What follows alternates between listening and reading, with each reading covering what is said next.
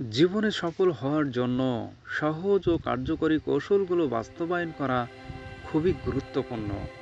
এগুলো মানসিক প্রস্তুতি, নির্দিষ্ট লক্ষ্য নির্ধারণ এবং কর্মপন্থার সমন্বয়ে তৈরি হয়। সম্মানিত দিনী ভাই ও বোনেরা, আজকের এই ভিডিওতে আপনাকে জানিয়ে দেওয়া হবে জীবনে সফল হওয়ার কিছু কার্যকরী কৌশল সম্পর্কে।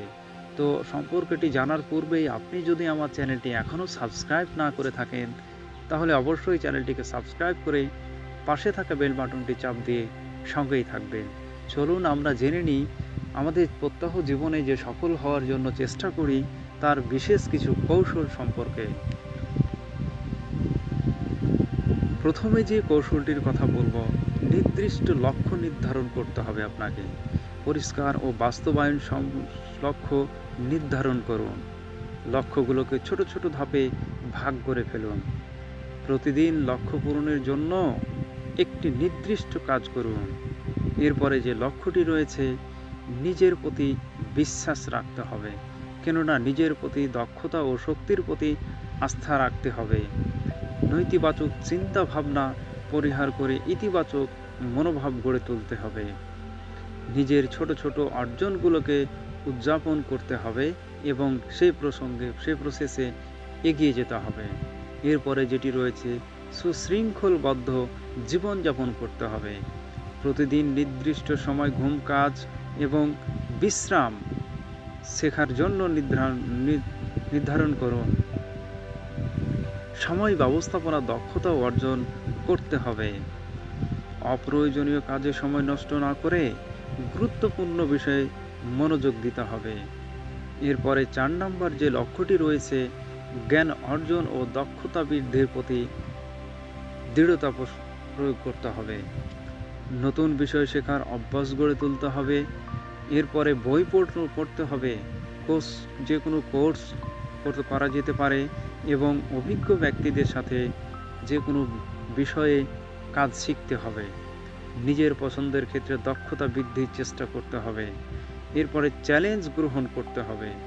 জীবনের সাফল্যের পথে চ্যালেঞ্জ আসবেই, সেগুলোকে ইতিবাচকভাবে নিন। সমস্যা সমাধানের সৃজনশীল পন্থা অবলম্বন করতে হবে। ব্যর্থতাকে শেখার একটি সুযোগ হিসেবে দেখতে হবে। সঠিক মানুষদের সঙ্গে যোগাযোগ রাখুন নিয়মিত। ইতিবাচক এবং প্রেরণাদায়ক মানুষের সঙ্গে সময় কাটাতে হবে।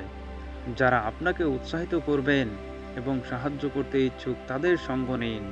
পেশাদার নেটওয়ার্কের গড়ে তুলুন। নিজেকে সুস্থ ও প্রফুল্ল রাখুন, যাতে শারীরিক ও মানসিক স্বাস্থ্য ভালো রাখতে নিয়মিত ব্যায়ামও করা যেতে পারে। পুষ্টিকর খাদ্য গ্রহণ করুন। মানসিক চাপ দূর করার জন্য মেডিটেশন বা অন্যান্য পদ্ধতি ব্যবহার করতে পারেন। ধৈর্য এবং দৃঢ়তার সঙ্গে এগিয়ে যান। সফলতা পেতে সময় লাগে, তাই ধৈর্য ধরুন।